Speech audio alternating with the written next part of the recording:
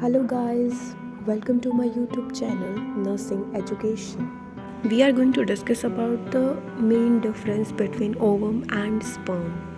So the first one is ovum is a female gamete and the sperm is the male gamete. Then when we talk about the ovum, it is non-motile, it cannot move, but sperm is motile and it contains flagella. After that, ovum is produced in the ovary and sperm is produced in the testes. Mitochondria is scattered in the cytoplasm, and when we talk about in sperm, its mitochondria is centrally located. Ovum contains only X chromosome while sperm contains X or Y chromosomes. In ovum, centriole is absent, but in sperm, centriole is present. In ovum, one oogonium produces only one ovum, but one spermatogonium produces 4 sperms.